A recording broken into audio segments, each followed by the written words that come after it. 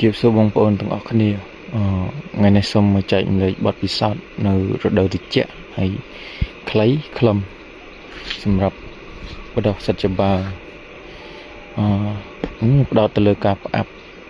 បើសិនជាបងប្អូនប្រើកាកដំឡូងយើងគួរតែផ្អាប់រយៈពេល12ថ្ងៃបាទជ្រុំ4ថ្ងៃម្ដងតោះមកយើងឡើងលើរោងហើយយើងអាចនឹងតែងលើទៅនៅបន្ថែមណាបងប្អូននឹងតកតងនឹងការផ្អាប់យើងប្រើកបោស6ទៅ7គីឡូទៅ EM ប្រើច្រើនតិចទៅ EM បើសិនជាកាកថ្មីយើងប្រើ2លីត្របើសិនជាកាកចាស់យើងប្រើតែ1លីត្របានហើយ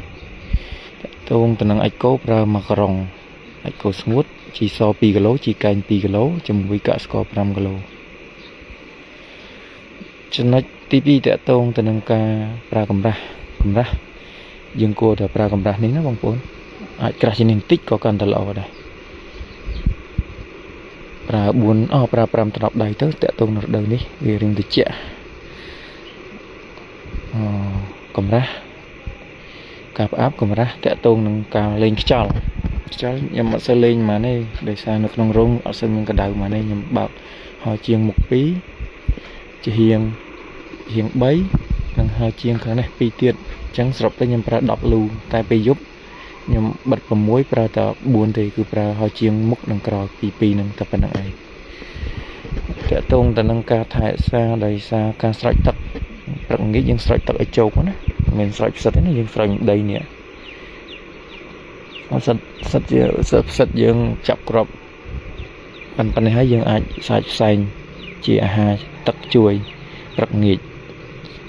បើសិនជាស្ងួតខ្លាំងណាបើថាកាសៀតចេះគួរតែមិនដល់ល្ងាចចេះត្រឹមមកព្រឹកបានហើយរដូវត្រជាក់មានតែប៉ុណ្្នឹងឯងបងប្អូន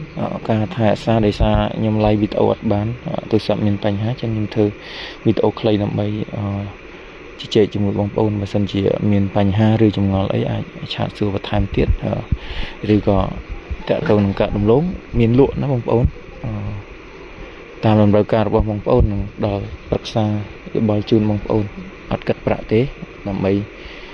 ជាបទពិសោធន៍ទៅទាំងអស់គ្នាអរគុណច្រើនជម្រាបលា